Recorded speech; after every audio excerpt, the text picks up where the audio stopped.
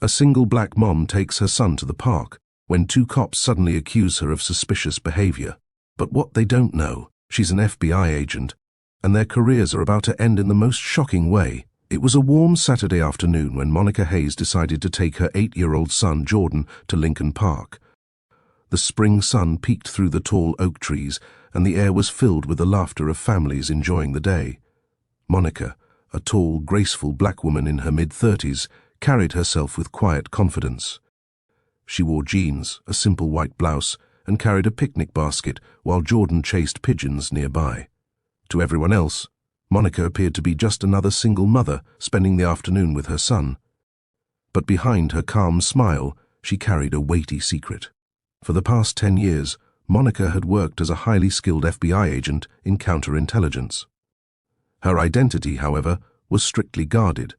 Only her closest colleagues knew who she really was.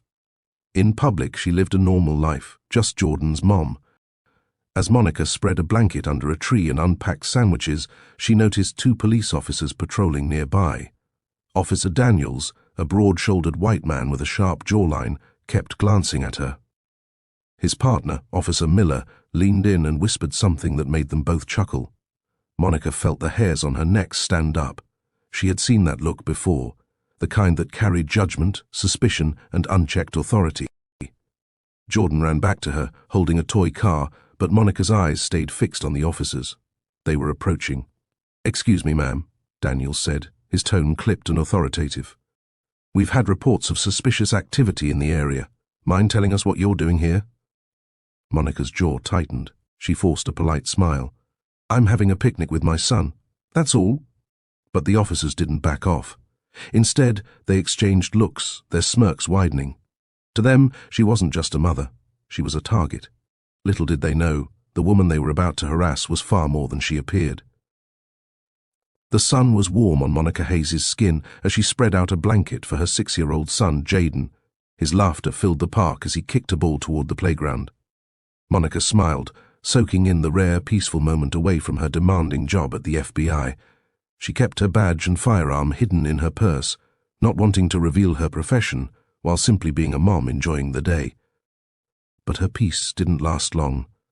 2 uniformed police officers, Officer Daniels and Officer Miller, noticed Monica sitting alone with her son. They whispered among themselves, pointing in her direction. Their eyes lingered on her with suspicion, as if a black woman enjoying a picnic automatically seemed out of place. The officers slowly approached. "Ma'am," Officer Daniels called out in a sharp tone. "What are you doing here?" Monica raised an eyebrow, confused. "Excuse me? I'm just here with my son." Officer Miller smirked. "We got a call about some suspicious activity. A woman loitering around the playground, watching children." His words carried an edge, his eyes narrowing as though waiting for her to panic. Monica's calm demeanor didn't waver. "That woman is me, and the child I'm watching happens to be my son." But the officers weren't satisfied. They pressed further, asking for her ID, questioning her as though she didn't belong in the very same public park where families of all colors played freely. Jaden ran up, holding his mother's hand. "Mommy, what's wrong?" he asked, looking worried. Monica clenched her jaw, trying not to let her frustration boil over. She knew exactly what this was, racial profiling. But the officers had no idea who they were dealing with. This was no ordinary mom. She was Agent Monica Hayes, FBI. The 2 officers didn't back down. Officer Daniels crossed his arms, puffing out his chest as if to assert dominance, while Officer Carter kept one hand hovering near his holster. Families nearby began to notice the confrontation, some pulling their children closer, others whispering nervously as the tension in the air thickened. "Ma'am," Daniels repeated in a sharper tone, "you're acting evasive. If you have nothing to hide, why not answer our questions directly?" Monica's patience was thinning. "I've already told you the truth," she said, her voice firm but calm. "I'm here with my son. We're enjoying the park, like everyone else. If that makes me suspicious, maybe you should reconsider how you're doing your job." The officers exchanged a glance, clearly irritated by her composure. Carter stepped forward. "Ma'am, if you continue to be uncooperative, we'll have to ask you to come with us for further questioning." A few bystanders pulled out their phones, recording the encounter. Monica noticed but didn't flinch. She took a slow breath, reminding herself that the longer she held back, the more these officers were exposing themselves. "Take me in?" she repeated, her eyes narrowing. "On what grounds? Walking while black, sitting on a bench with my son?" Her words cut through the air, leaving a silence that even the breeze couldn't fill. For a moment, Daniels faltered, but quickly regained his composure. "We don't need to explain ourselves to you. We're maintaining public safety." Monica looked directly at him, her jaw set. "Public safety or profiling? Because from where I'm standing, the only thing you're maintaining is harassment." The tension was at its peak. The officers were about to make a move they would regret, unaware that the woman they were targeting had the authority and power to change their careers forever. Officer Reed kept his grip tight on his radio, whispering for backup as if he had uncovered a major threat. His partner, Officer Daniels, stood rigidly, his hand hovering dangerously close to his holster. To them, Monica's calm refusal to bow down was a challenge, an act of defiance they couldn't allow to pass. Within minutes, the faint wail of approaching sirens pierced the evening air. Families who had been quietly watching now began pulling their children away from the playground, sensing something dangerous unfolding. Monica's daughter, Kayla, squeezed her mother's hand tighter, her small eyes brimming with fear. "Mom, are they going to take us?" Kayla whispered. Monica knelt to her daughter's level, brushing a hand through her braids. "No, baby, I promise you, Mummy's got this." Her voice was calm, but her mind was racing. The officers were escalating, and she knew exactly how quickly these encounters could spiral out of control.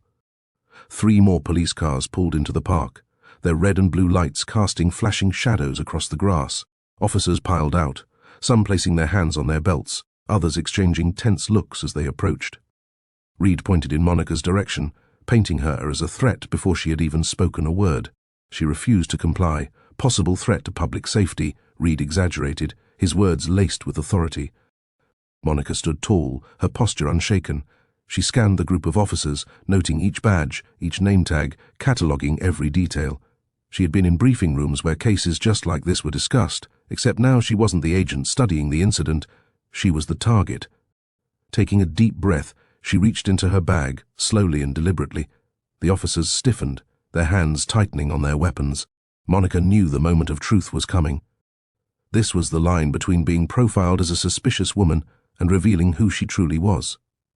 The crowd's whispers grew louder as the officers continued to demand identification from Monica.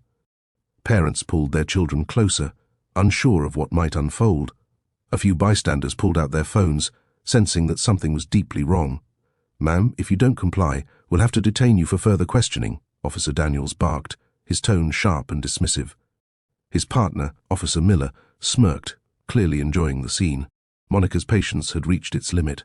She had endured enough. Her daughter, Jasmine, clung tightly to her hand, tears welling up in her eyes. "Mommy, are they going to take you away?" she whispered. Monica bent down slightly, brushing Jasmine's cheek with her free hand. "No, baby, Mommy's not going anywhere." Her voice was calm, but her eyes carried steel. Rising to her full height, Monica faced the officers directly. "You want to see my ID? Fine." She reached into her purse slowly, her movements deliberate so there could be no excuse for escalation. From a black leather wallet, she pulled out her credentials and held them up. The gold badge gleamed under the sun. The words were clear: Federal Bureau of Investigation, Special Agent Monica Hayes. Gasps rippled through the crowd. A woman nearby covered her mouth in shock, while a man muttered, "Oh Lord, they messed with the wrong one." Daniel's confident smirk faltered. His face drained of color as he leaned in to read the badge again, hoping he had misread.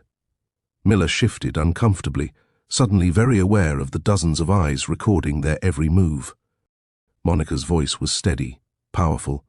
"I am a federal agent, and right now you're harassing me and terrifying my child in front of witnesses.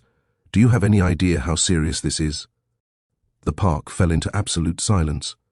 For the first time, the officers realized they weren't in control anymore. Monica was. The officer's radio crackled, and before Monica could even react, 2 more patrol cars pulled up to the park. Their flashing lights washed over the grass, drawing the attention of nearby parents and children. Suddenly, the quiet park turned into a scene of chaos, whispers and murmurs echoing through the crowd. "Ma'am, step aside. This is official police business," one of the officers barked, trying to regain control of the narrative. He wanted her intimidated, cornered and silenced. But Monica didn't flinch. She crossed her arms, her posture calm but unyielding. The arriving officers expected to see a dangerous criminal. Instead, they found a composed woman with a badge clipped neatly to her belt. Some hesitated, sensing the tension. "What's going on here?" one of them asked, his tone cautious. The original officer, clearly flustered, gestured toward Monica. "She's being uncooperative, refused to give ID. Suspicious behavior." Monica's voice was steady but sharp. "Suspicious behavior? Sitting in a park with my daughter. Is that the crime now, or is it simply because I'm a black woman?" A ripple went through the crowd. Parents exchanged looks of outrage. Some even pulled out their phones, recording the confrontation. The officers suddenly realized this wasn't a private intimidation. It was now public. Every word, every move was being documented. Monica held her ground, knowing the tide was turning. She could see the uncertainty in the backup officers' faces. They hadn't expected to walk into a situation where the supposed suspect carried more authority than those calling the shots. Her next move would determine everything, whether this escalated into an unlawful arrest or exposed the officer's abuse of power in front of dozens of witnesses. By now, the once quiet park was buzzing with voices. Families who had been watching from a distance began murmuring among themselves, their conversations carrying an edge of unease. A few parents pulled their children closer, whispering, "Why are the cops bothering her? She wasn't doing anything wrong." Jordan sat on the bench, clutching her phone tightly, resisting the urge to call her FBI contacts right away. She didn't want to escalate the situation yet. Her instincts told her to observe, to let the officers dig themselves deeper. Officer Blake, however, wasn't calming down. His voice grew sharper. "Ma'am, I told you to stand up. Don't make me repeat myself again." A man walking his dog nearby finally spoke up, his tone carrying both courage and caution. "Excuse me, officer. She's just sitting there. My kids were playing near her all morning.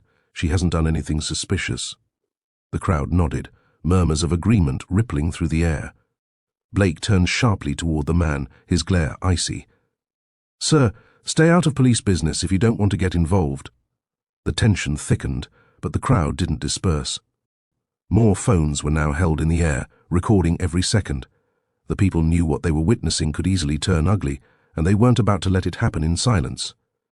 Jordan's daughter peeked up from behind her mother, fear flashing in her wide eyes. Jordan leaned down slightly, whispering with calm strength, "It's okay, baby. Mommy knows what she's doing." What Blake didn't realize was that every harsh word, every unreasonable demand, was not just being recorded by bystanders, but by the FBI agent herself, who was quietly streaming the incident to a secure server. The officers had unknowingly stepped into a trap of their own making. By now, the park had grown quiet, but the tension in the air was sharp enough to cut. People who had been watching the incident lingered at a distance, whispering among themselves. Some had even pulled out their phones, recording everything for proof. The two officers, however, seemed oblivious to the gathering storm. They were too focused on their target. Angela stood tall, her patience finally wearing thin. "Enough," she said firmly, her voice carrying the weight of authority. "You've crossed every line imaginable today. Do you want to know who I am?" Officer Daniels smirked. "Yeah? Who exactly are you? Some angry mom who thinks yelling at cops makes her powerful?" Angela took a deliberate step forward, her eyes locking with his. From her bag, she pulled out her leather wallet and flipped it open. The silver badge inside gleamed under the streetlights, shining brighter than the smug expressions on the officers' faces. "I am Special Agent Angela Dawson of the Federal Bureau of Investigation." The silence that followed was deafening. Officer Miller's jaw dropped, while Daniels blinked rapidly, his confidence faltering for the first time all night. "What? Wait, you're FBI?" Miller stammered. Angela crossed her arms. "Yes. And you've just profiled, harassed, and attempted to intimidate a federal agent in front of dozens of witnesses. Do you understand the severity of your actions?" The officers exchanged nervous glances, their earlier arrogance melting into unease. Bystanders gasped and muttered louder now, the realization spreading quickly. The woman they tried to humiliate wasn't just any mother. She was someone with the power to end their careers. Daniels opened his mouth to respond, but no words came out. For the first time he looked small, cornered by his own ignorance. Angela, calm but commanding, added, "This ends tonight, and believe me, you will be held accountable." The murmurs in the park quieted as Jordan stepped forward, his face pale and nervous. He had been standing awkwardly near the fountain the entire time, trying not to be noticed. But now, after the chief's shocking words, everyone's eyes turned to him. "Sir," Elena said firmly, her voice carrying authority that silenced even the crowd. "Would you care to explain what you told my officers?" Jordan's lips trembled. I just said she looked suspicious. I didn't know they'd take it this far." "That's a lie," someone from the crowd shouted. A woman who had been near the playground earlier raised her hand. "I saw him. He was pointing at her and her son, saying, 'Watch them, they don't belong here.' He stirred this whole thing up." Elena's jaw tightened. "So you profiled me in front of my son, and then you called in officers to harass me without a shred of evidence." I didn't mean," Jordan stammered, but his words were drowned out by the low growl of disapproval from the gathering crowd. Phones were raised, cameras zoomed in on his sweating face. Chief Wallace looked furious. "Mr. Jordan, you understand the consequences of filing false and discriminatory reports, don't you? This is harassment under the law. And now, your behavior has not only humiliated an innocent family, but also compromised my department." Jordan tried to step back, but two officers moved to block him. "You can't arrest me for this," he shouted desperately. "No one said anything about arrest, yet," Elena replied coldly. "But trust me, the investigation into your actions is only beginning." The crowd erupted into applause, some shouting words of support for Elena and her son. For the first time that day, she felt a rush of vindication. But deep down, she knew the fight wasn't over, because Jordan's prejudice was only the surface of a much deeper issue. The courtroom erupted into murmurs as Judge Patterson delivered his ruling. Officer Brian Miller and Officer Tom Jenkins were found guilty of abuse of power, unlawful detention, and racial discrimination. Their badges were stripped in front of the packed courtroom, the sound of the judge's gavel echoing like thunder. Both men stood in shock, their once proud uniforms now symbols of disgrace. Danielle Rivers sat calmly, Malik's small hand wrapped in hers. She had fought countless battles in her line of work, but this one felt deeply personal. It wasn't just about her. It was about every black mother who had been unfairly targeted, every child who had been forced to grow up too quickly because of injustice. Reporters swarmed the courthouse steps as Danielle emerged. Microphones flashed in her face, but she stopped only once, speaking firmly. "Today isn't about me. It's about accountability. It's about proving that no one is above the law, no matter the badge they wear. And it's about teaching my son that courage will always outshine fear." Malik looked up at her, eyes filled with pride. "Mom, you were amazing." Danielle knelt to his level, smiling softly. "No, Malik, we were amazing. You reminded me why I had to stand tall." Across the street, community members gathered, holding signs that read "Justice for all" and "No more profiling." For once, the city felt united. Danielle knew the road ahead was long, but change had been set in motion. As she and Malik walked away, the sunset cast a golden glow over the courthouse. It wasn't just the end of a trial, it was the start of a new chapter for their community. And for Danielle, it was a promise kept, to protect, to serve, and to rise above hate with unwavering strength.